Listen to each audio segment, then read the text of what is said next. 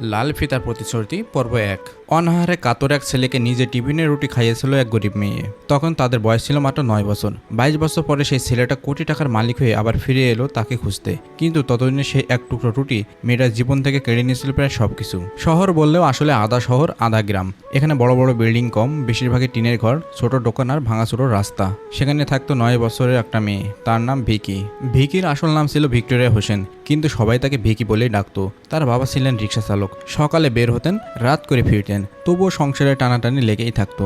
মা মানুষের বাসায় কাজ করতেন। ৩ ভাই বোনের সংসার। অনেক দিনই এমন হতো, রাতে সবাই পেট ভরে খেতে পারতো না। তবুও ভিকি ছিল খুবই হাসিখুশি মেয়ে। সে পড়তো কালীগঞ্জ সরকারি প্রাথমিক বিদ্যালয়ে। একদিন দুপুরে স্কুল ছুটির পরেই সবাই মাঠে খেলছিল। কেউ লুকোচুরি, কেউ ঝোপঝাড় করছে। ভিকি তখন স্কুলের পেছনের দিকে ভাঙা বেড়ার কাছে দাঁড়িয়েছিল। হঠাৎ সে দেখলো বেড়ার ফাঁক দিয়ে একটা ছেলে তাকিয়ে আছে। ছেলেটা খুব চুপচাপ দাঁড়িয়ে ছিল।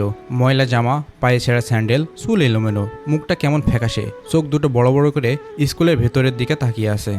ভিকি একটু ভয় পেয়েছিল। সে ধীরে ধীরে বলল, এই তুমি এখানে দাঁড়িয়ে আছো কেন? ছেলেটা কিছুই বলল না, শুধু ভিকির হাতে থাকা খাবারের বক্সটার দিকে তাকিয়ে থাকলো। ভিকি বুঝে গেল। সে আস্তে করে জিজ্ঞেস করলো, তুমি কি ক্ষুধার্ত? ছেলেটা এবার মাথা নিচু করে ফেললো। খুব আস্তে বলল, ভিকি নিজের টিফিন বক্স খুললো। আজ তার মা একটা ডিম ভাজি আর 2টা রুটি দিয়েছিল। এটা তার জন্য অনেক বড় ব্যাপার ছিল, কারণ বেশিরভাগ দিনই সে শুধু শুকনো রুটি খেত। সে কয়েক সেকেন্ড চুপ করে রইল, তারপর কোনো কথা না বলে একটা রুটি আর অর্ধেক ডিম ছেলেটার দিকে এগিয়ে দিল। ছেলেটা অবাক হয়ে তাকালো। আমাকে দিচ্ছ? ভিকি হাসলো। হ্যাঁ, নাও। ছেলেটা যেন বিশ্বাসই করতে পারছিল না। সে ধীরে ধীরে খাবারটা নিল, তারপর এমনভাবে খেতে শুরু করলো যেন বহুদিন কিছু খায়নি। ভিকি দাঁড়িয়ে দাঁড়িয়ে সেটা দেখছিল। কিছুক্ষণ পর সে জিজ্ঞাসা করলো, তোমার নাম কি? ছেলেটা বলল, ঈশান। তুমি স্কুলে পড়ো না? ঈশান মাথা নাড়ালো। আগে পড়তাম, এখন না। কেন? ঈশান একটু চুপ করে রইল, তারপর বলল, বাবা নেই, মা অসুস্থ, কাজ করতে হয়। ভিকি কিছু বলল না। তার ছোট্ট মনেও কেমন একটা কষ্ট লাগলো। সেদিনের পর থেকে একটা অদ্ভুত ব্যাপার শুরু হলো। প্রতিদিনই দুপুরে ঈশান সেই ভাঙা বেড়ার কাছে এসে দাঁড়াতো, আর প্রতিদিন ভিকি তার টিফিনের অর্ধেকটা তাকে দিয়ে দিত। কেউই জানতো না এই ব্যাপারটা, না ভিকির বন্ধুরা, না শিক্ষকরা, এমনকি তার পরিবারও না। 6 মাস ধরে এটা চললো। অনেকদিন এমনই হয়েছে। ভিকি নিজে না খেয়ে পুরো খাবারটা ঈশানকে দিয়ে দিয়েছে। একদিন বিকেলে ঈশান হঠাৎ বলল, আমি হয়তো আর আসবো না। ভিকি অবাক হয়ে তাকালো, কেন? আমরা অন্য জায়গায় চলে যাচ্ছি। ভিকির বুকটা হঠাৎ কেমন যেন হয়ে গেল। ছোট হলেও সে বুঝতে পারছিল এটা বিদায়। কিছুক্ষণ দুজনেই চুপ করে দাঁড়িয়ে রইল। তারপর ঈশান হঠাৎ বলল, আমি বড় হয়ে ধনী হব। ভিকি হেসে ফেলল। সবাই তো এটা বলে। ঈশান এবার সিরিয়াস মুখে বলল, না, সত্যি বলছি। ধনী হলে কি করবে? ঈশান একটু লজ্জা পেয়ে বলল, তোমাকে খুঁজে বের করব, তারপর তোমাকে বিয়ে করব। ভিকি এবার জোরে হেসে উঠল, পাগল। কিন্তু হাসতে হাসতে সে নিজের চুলের লাল ফিতাটা খুলে ফেলল। ফিতাটা ছিল পুরনো, একটু ছেঁড়া। সে সেটাকে মাঝখান থেকে ছিঁড়ে অর্ধেক করলো। একটা অংশ নিজের হাতে রাখলো, আর একটা অংশ ঈশানের কবজিতে বেঁধে দিল। এইটা রাখো। ঈশান অবাক হয়ে জিজ্ঞাসা করলো, কেন? ভিকি বলল, যাতে তুমি আমাকে ভুলে না যাও। ঈশান ফিতাটার দিকে তাকিয়ে রইল, তারপর মাথা নাড়ালো, আমি কোনোদিন ভুলবো না। সেদিন বিকেলে ঈশান চলে গেল। তারপর অনেক বছর কেটে গেল, 22 বছর। এই 22 বছরে পৃথিবী অনেক বদলে গেছে, কিন্তু কিছু স্মৃতি কখনো বদলায় না। ঢাকার গুলশানে একটি বিলাসবহুল পেন্ট হাউসের ভেতরে সকাল 6টা।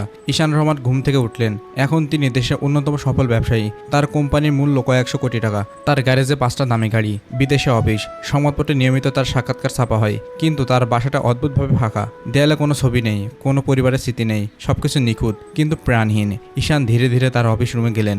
ড্রয়ার খুললেন, ভেতর থেকে একটা ছোট কাঁচের ফ্রেম বের করলেন, আর ভেতরে রাখা আছে একটা পুরনো লাল ফিতা। 22 বছর ধরে তিনি এটা রেখেছেন। প্রতিদিন সকালে তিনি এটা দেখেন, আর একটা প্রশ্ন তার মাথায় ঘোরে, ভিকি এখন কোথায়? তিনি 5 বছর ধরে তাকে খুঁজছেন। প্রাইভেট গোয়েন্দা, পুরনো স্কুল, পুরনো এলাকা, কিছুই পাওয়া যায়নি। মনে হয় যেন মেয়েটা পৃথিবী থেকে হারিয়ে গেছে। ঈশান জানালা পাশে দাঁড়িয়ে দূরের শহরের দিকে তাকালেন। নিজের মনে খুব আস্তে বললেন, আমি কথা দিয়েছিলাম, আমি তোমাকে খুঁজে বের করব। কিন্তু তিনি জানতেন না ভিকি কোথায় আছে, আর তার জীবন এখন কেমন। আর সবচেয়ে বড় কথা, ভিকি কি এখনও তাকে মনে রেখেছে? ঢাকার গুলশানে সেই বিলাসবহুল পেন্ট হাউসের বড় জানালার সামনে দাঁড়িয়ে আছে ঈশান রহমান। সকাল হয়ে গেছে। সূর্যের আলো ধীরে ধীরে শহরের উপর ছড়িয়ে পড়েছে। নিচে ব্যস্ত রাস্তা, গাড়ির লাইন, মানুষের দৌড়ঝাঁপ, সবকিছু ধরে নিজের মতো চলছে। কিন্তু ঈশানের মনটা আজও সেই পুরনো জায়গাতে আটকে আছে। তার হাতে ধরা ছোট্ট কাছের ফ্রেমটার দিকে সে আবার তাকালো। ভেতরে রাখা আছে সেই পুরনো লাল ফিতা। 22 বছর ধরে সে এটা আগলে রেখেছে। প্রতিদিন সকালে সে এটা দেখে। প্রতিদিন তার মনে একই প্রশ্ন জাগে, ভিকি এখন কোথায়? ঈশান ধীরে ধীরে ফ্রেমটা আবার ড্রয়ারে রেখে দিল। তার ফোনটা তখন কম্পন করে উঠল। স্ক্রিনে ভেসে উঠল নাম রাশেদ। রাশেদ তার ব্যবসার পার্টনার, বহু বছর ধরে একসাথে কাজ করছে। ঈশান ফোন ধরল। হ্যালো। ওপাশ থেকে রাশেদের গলা শোনা গেল। ভাই, আজকে তো বোর্ড মিটিং আছে সকাল 9টায়, আপনি আসছেন তো? হ্যাঁ আসছি। আরেকটা খবর আছে, নারায়ণগঞ্জের জমিটার ডিলটা ফাইনাল হয়ে গেছে। ঈশান খুব শান্ত গলায় বলল, ভালো। তার গলার তেমন কোনো উত্তেজনা ছিল না। রাশেদ একটু চুপ করে থেকে বলল, ভাই একটা কথা বলি, রাগ করবেন না। বল।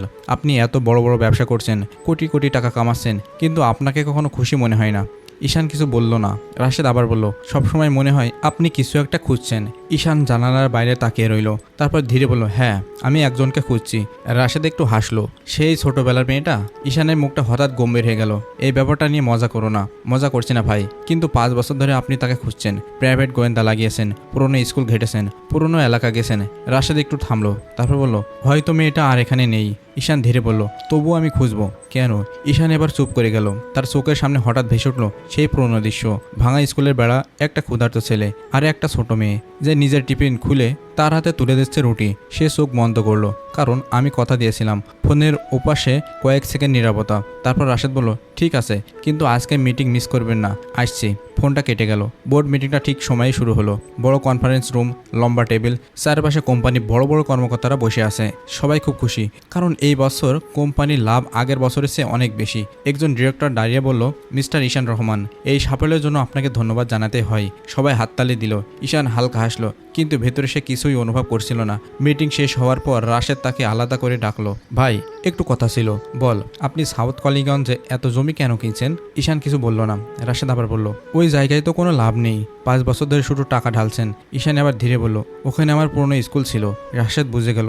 সে একটু দীর্ঘশ্বাস ফেললো। আপনি এখনও সেই মেয়েটাকেই খুঁজছেন? ঈশান মাথা নাড়ল। হ্যাঁ। রাশেদ বলল, কিন্তু যদি সে অন্য কোথাও চলে যায়? তবুও খুঁজবো। আর যদি সে আপনাকে চিনতে না পারে? ঈশান একটু হেসে বলল। তার হাতে একটা লাল ফিতা ছিল। রাশেদ অবাক হয়ে তাকালো। কি? আমি তার হাতে অর্ধেক বেঁধে দিয়েছিলাম। রাশেদ কিছুক্ষণ চুপ করে রইল, তারপর বলল, ভাই আপনি সত্যিই পাগল। ঈশান হালকা হেসে বলল, হয়তো। সেদিন বিকেলে ঈশান একা তার অফিসে বসেছিল। তার সামনে ল্যাপটপ খোলা, স্ক্রিনে একটা file. Victoria Hossain search report. গত 5 বছরের সব তথ্য এখানে। 3 জন প্রাইভেট গোয়েন্দা, শত শত মানুষকে জিজ্ঞাসাবাদ, পুরনো স্কুল, পুরনো বাড়ি, কিন্তু ফলাফল কিছুই না। শেষ রিপোর্টে লেখা ছিল, ভিক্টোরিয়া হোসেন নামটি খুব সাধারণ। 2008 সালের পরে তার পরিবার কোনো সঠিক তথ্য পাওয়া যায়নি। সম্ভবত তারা অন্য কোথাও চলে গেছে। ঈশান চেয়ার থেকে উঠে দাঁড়ালো, জানালার বাইরে তাকালো। তার মনে হঠাৎ একটা অদ্ভুত চিন্তা এলো।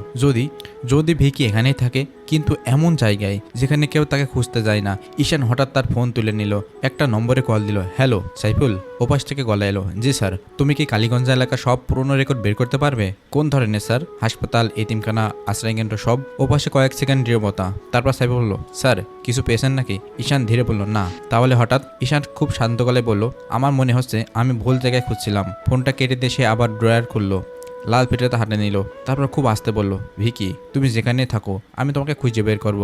কিন্তু সে জানতো না এই খোঁজ তাকে এমন এক সত্যের সামনে দাঁড় করাবে যা তার পুরো জীবন বদলে দেবে। কারণ ভিকি এখন এমন এক জায়গায় আছে যেখানে ঈশান কোনোদিন কল্পনা করেনি তাকে খুঁজে পাবে। তো বন্ধুরা, পরবর্তী পর্বগুলো পেতে অবশ্যই সাবস্ক্রাইব করে রাখুন। আর এই গল্পটা অনেক সুন্দর এবং রোমাঞ্চময়। সামনে পর্বগুলো আসতে চলেছে, সেখানে আপনারা বুঝতে পারবেন।